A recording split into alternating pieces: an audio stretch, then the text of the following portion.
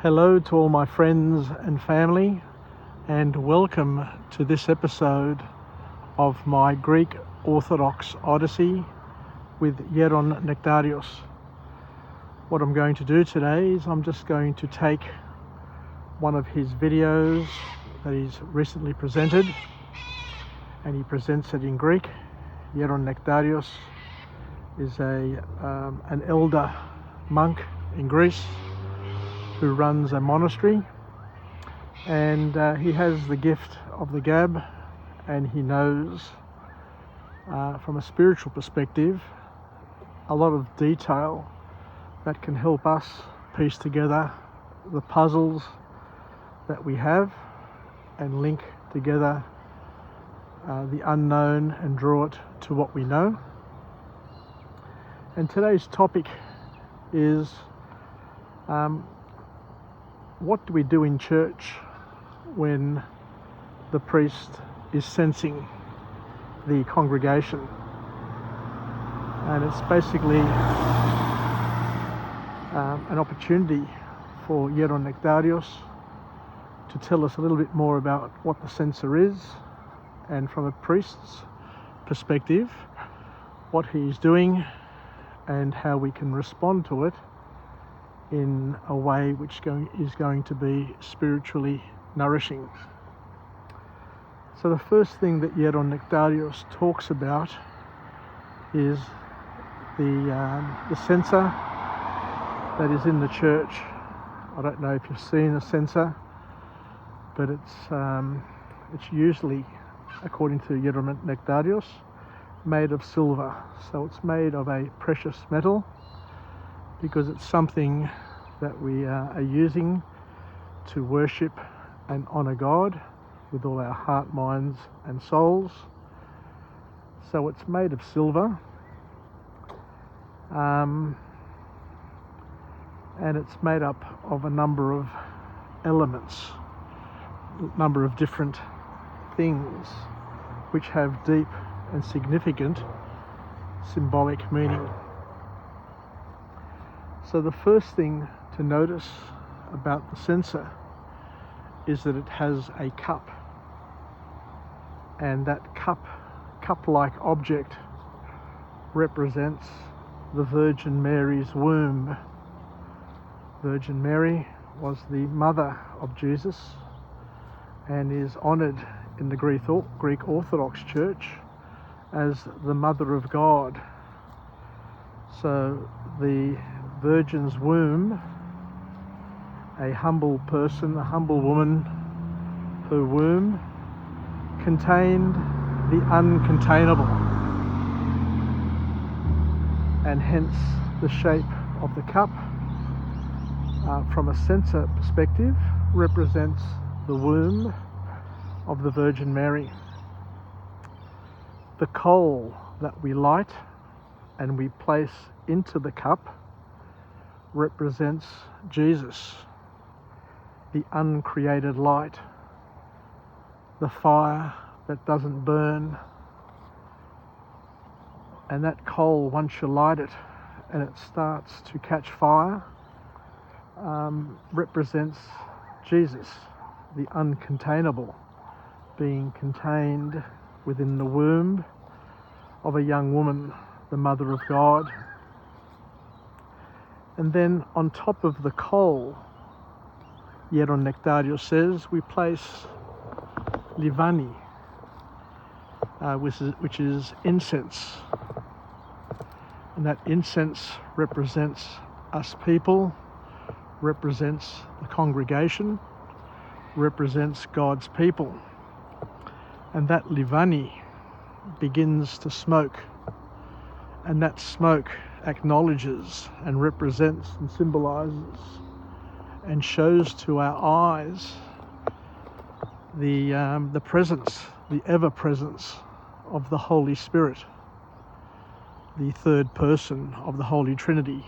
We've got the Father, the Son and the Holy Spirit, three persons of one essence.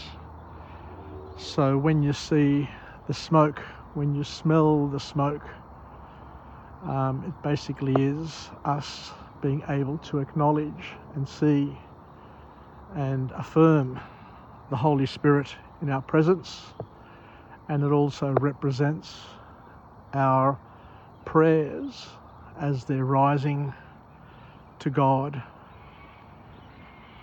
So we've got the Virgin's womb in terms of the cup, the coal which represents Jesus, and the Livani and the smoke.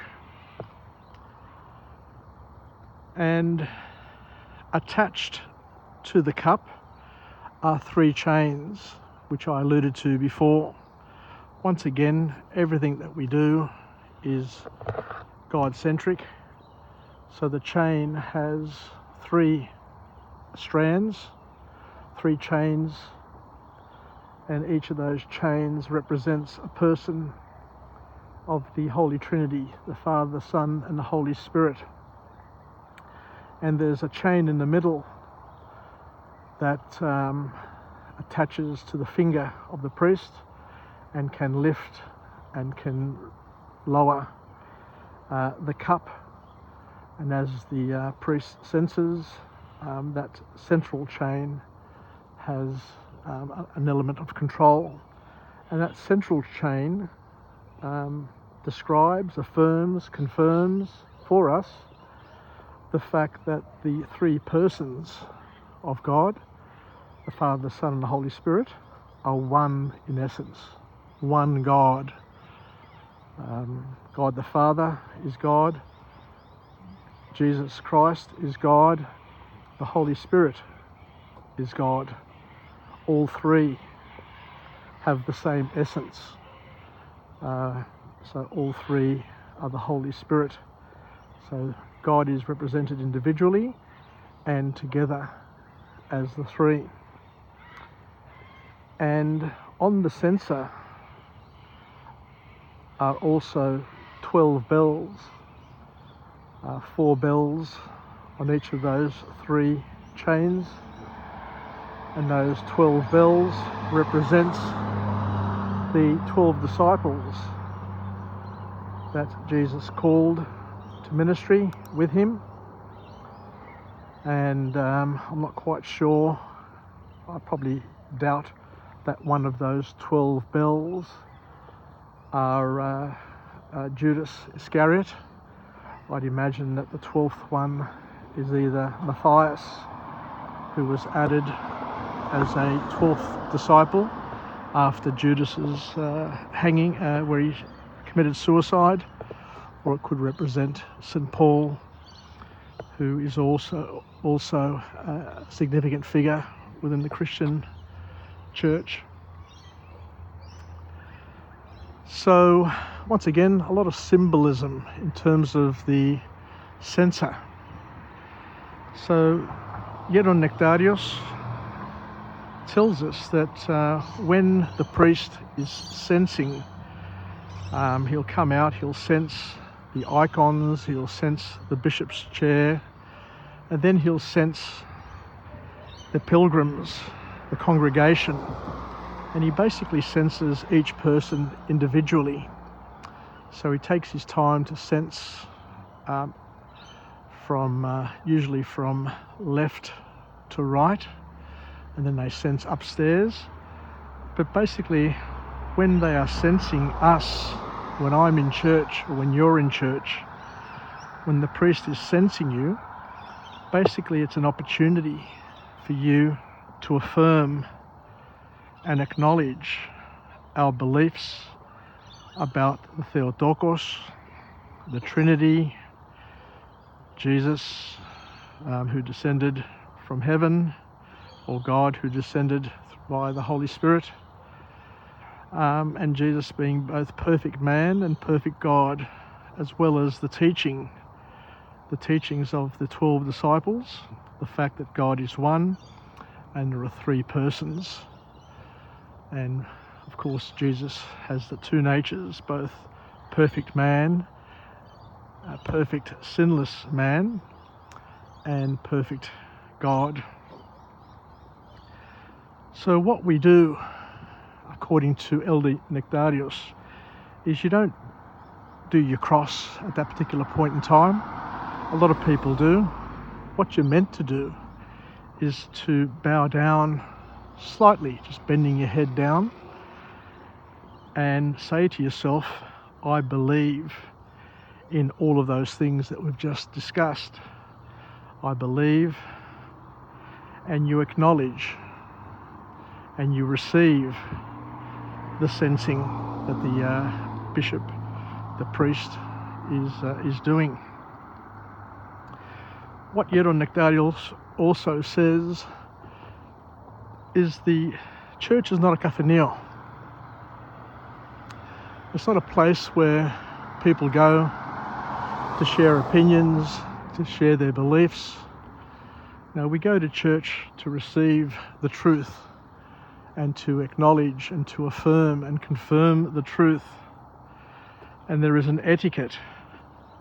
And as I mentioned before, you can do your cross, but as Geron Nektarios says, you can do your cross, but it's the wrong thing at the wrong time. He says it's alathos kynisi, it's the wrong move. In terms of when we do our cross, Geron Nektarios also talks about that as well. He says we do our cross in church whenever the Holy Trinity is mentioned, Father, Son and Holy Spirit. We do it when the Father is mentioned, when Jesus is mentioned, when the Holy Spirit is mentioned, when the Virgin Mary is mentioned, when the saints are mentioned, or whenever we hear the name in a memorial service or a funeral or a christening or a wedding, when somebody is getting married. So they're the times that we properly do our cross in the church. So once again, in summary, when you're in church and you're wondering why people are crossing themselves and when is the appropriate time to cross yourself, according to Elder Nektarios, he says you do the cross when you hear the Holy Spirit, Father, Son and Holy Spirit, the Holy Trinity, Father, Son and Holy Spirit. You do it when you hear the Father individually, the Son individually, or the Holy Spirit individually, when the Virgin Mary is mentioned, and any name of a saint. So that's basically it. So something easy to understand, easy to appreciate, and it gives us a sense of empowerment, because what we're saying is that we can go to church with confidence, knowing what happens when the priest is sensing us, what the censer represents, and when is the right time, when is the sosti kynisi to do our cross. So thank you very much for joining me on this episode. It's Sunday afternoon. It's been a tough week. I've been to a funeral. I've got another funeral next week. It's a time of reflection and I guess a time of where we need all spiritual nourishment and comforting. So as I said before, what I love doing is I love listening to the YouTube channel that Geron Nektarios has. He's got about 1,000 videos, and they're all videos that talk about spirituality within the Greek Orthodox context. I'm Greek Orthodox, hence I enjoy listening to Geron Nektarios, but I do believe that the material that he has is well researched and of great spiritual benefit. And what I am doing at the moment as a project is I'm taking the videos that Geron Nektarios puts forth, and for my own benefit, I listen to them and I translate them into English and represent them in English for those who don't speak Greek, because the material that Geron Nektarios puts out there is in Greek, and a lot of us are not all that well versed in Greek, and for the benefit of future generations within my family, my children, my grandchildren, I want to be able to take this and translate it and put it in a way that other people can benefit from it if they choose to, if they wish to. I'm not putting any pressure on anybody, but I'm saying that what I'm doing is trying to provide a service to help others. Anyway, take care.